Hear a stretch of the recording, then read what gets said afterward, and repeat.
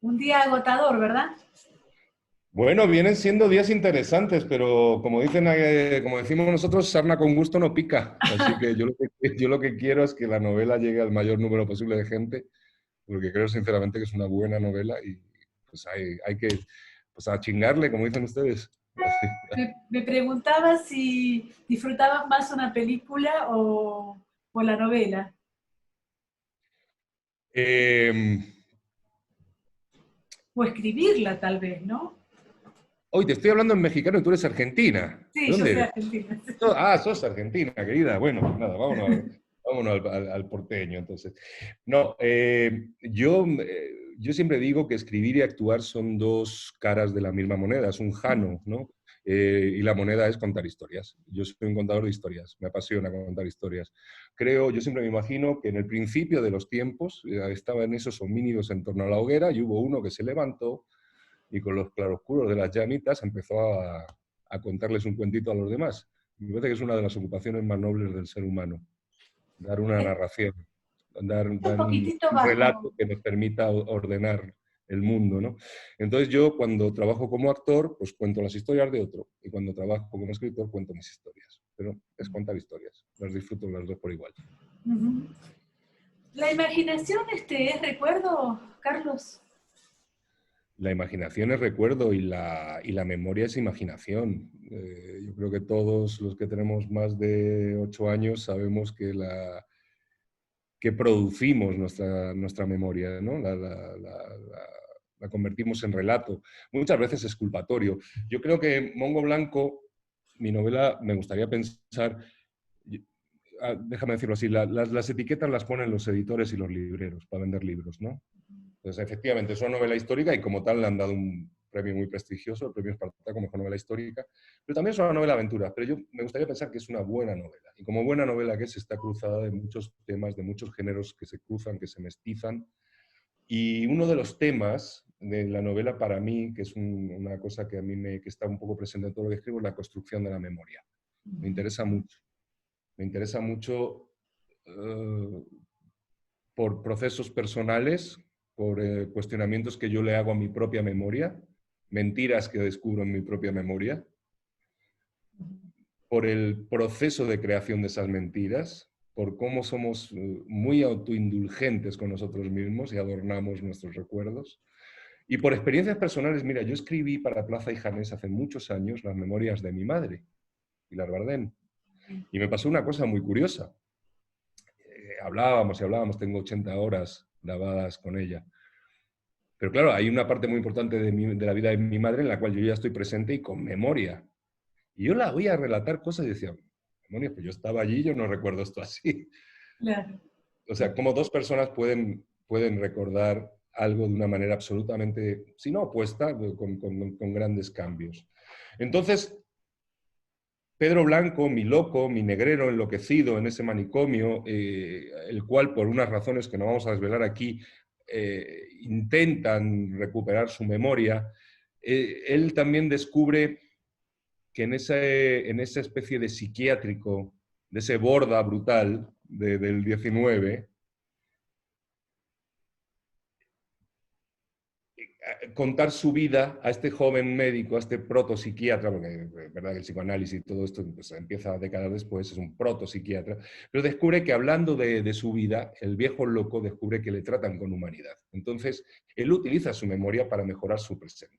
Él se convierte en una especie de Sherezade de sí mismo, de su vida apasionante y aventurera, como negrero en África, aventurero en Cuba, pero al mismo tiempo, y ahí es donde entra la duplicidad de la memoria, mientras él cuenta estas historias, elige lo que cuenta porque él es loco, pero no es idiota, al mismo tiempo que pasa eso, él está oyéndose a sí mismo y se está contradiciendo. Él tiene la verdadera versión de lo que pasó.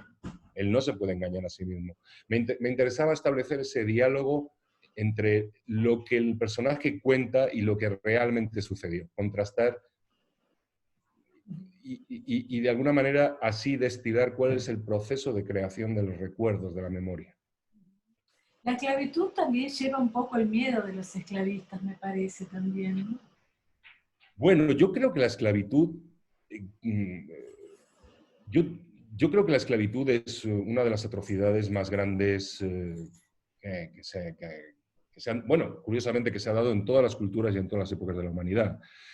Y creo que todo lo que estamos viviendo ahora con el Black Lives Matter, el derribo de estatuas, las protestas antirracistas, es la consecuencia de un tumor muy profundo que nunca se ha sanado.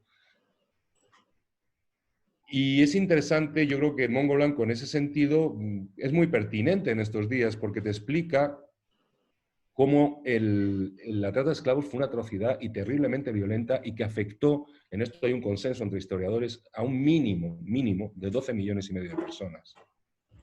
Lo que no hay es un consenso en el máximo. Hay gente que triplica esa cifra.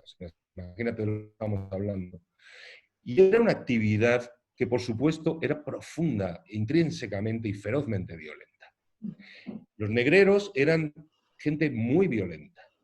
Yo creo que en la génesis de toda violencia, de todo comportamiento violento, toda persona violenta, hay miedo. El violento, en origen, es una persona asustada. Luego puede que acomode su personalidad al ejercicio de la violencia, que no sea una explosión fruto del terror del momento, sino que entre en otras patologías. Pero el violento en origen es un hombre asustado, es un ser humano asustado. Entonces, lo que yo encontré en la biografía del personaje real me daba lugar como novelista a determinar el momento en el cual este niño que vivía o recordaba o creía vivir, ahí entramos otra vez en el juego de la memoria, era verdad, era mentira. A veces luego hay algún personaje que lo va a desmentir, que va a desmentir la memoria del protagonista.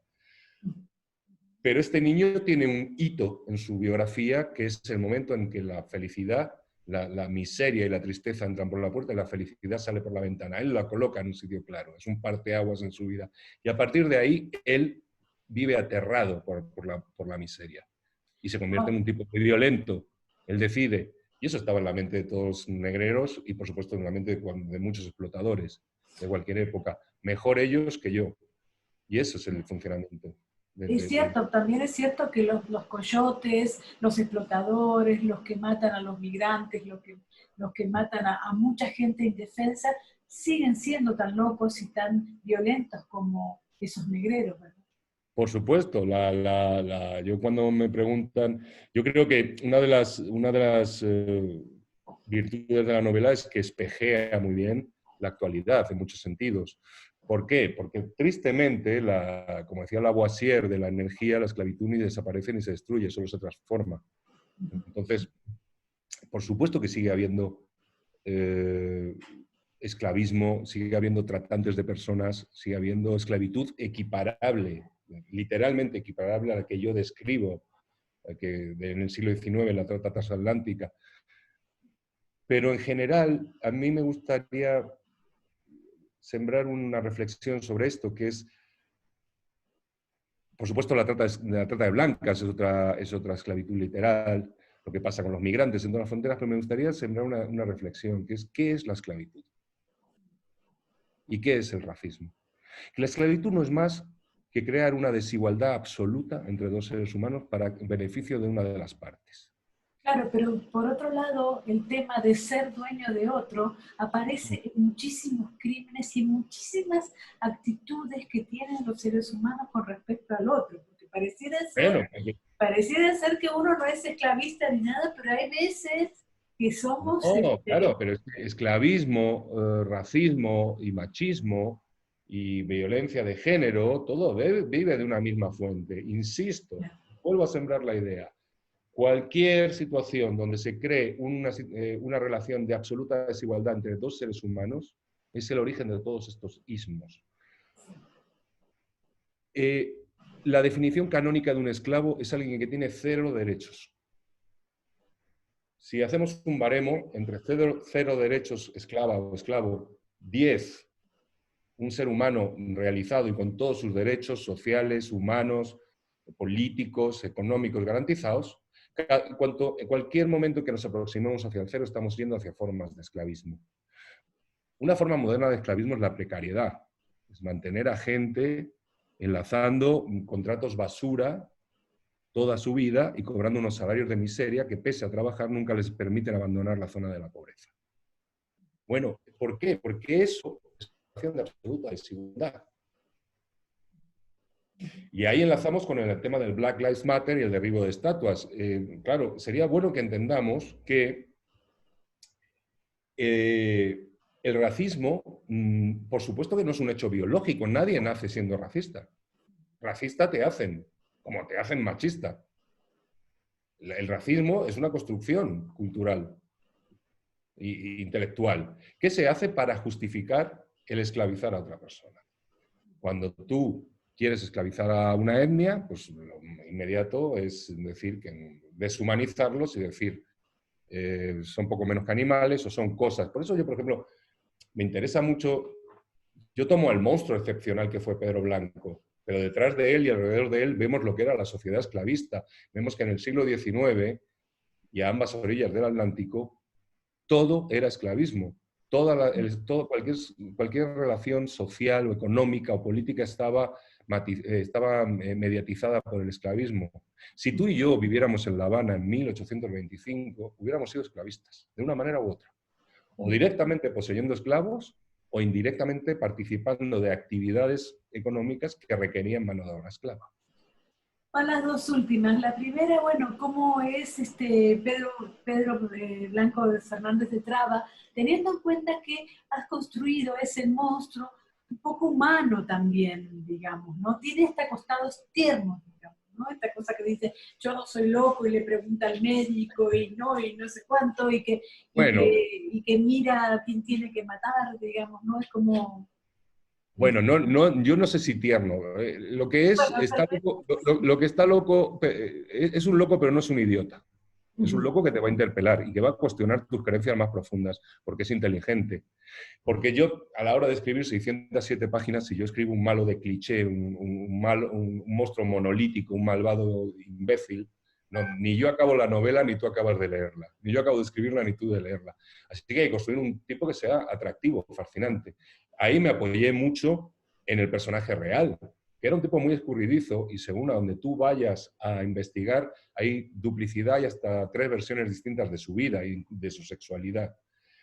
Entonces, yo lo que me planteé, digo, bueno, hay otra originalidad en la novela, creo. Hay mucho escrito o mucho filmado sobre el sufrimiento del esclavo. Eso, por supuesto, está en mi novela. Tú no puedes hacer 600 páginas sobre un negrero sin describir la esclavitud.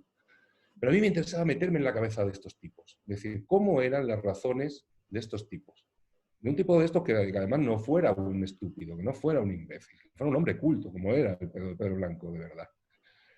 Cómo eran los razonamientos, las justificaciones, la ideología de un sistema esclavista que les permitía desarrollar esto en relativa paz de conciencia. Aunque es estadístico que había muchos casos de demencia senil, y de locura y de suicidios negreros al final de sus vidas. Entonces, yo lo que hago es dotar a este tipo de un discurso que por momentos, y eso es una cosa que me hace muy feliz cuando esta novela lleva ya más de un año y medio circulando en España y tengo muchas devoluciones de lectoras y lectores, opiniones, ¿no? Y me dicen, bueno, demonios, es que por momentos el tipo me ha llevado a su terreno, he tenido que parar y decir, un momento. Sí. Bueno, es que eso es maravilloso, porque eso te cuestiona, eso te hace reaccionar. Ese respingo es el que das cuando dices, un momento, me está convenciendo el negrero. Y te hace procesar toda esa información. Ese es el truco del asunto. Y eso es una cosa que cuando sucede y me lo cuentan, a mí como escritor me hace muy feliz, porque era uno de mis objetivos. Yo creo que el monstruo tiene una función esencial y poderosísima en cualquier narración. El monstruo nos espejea.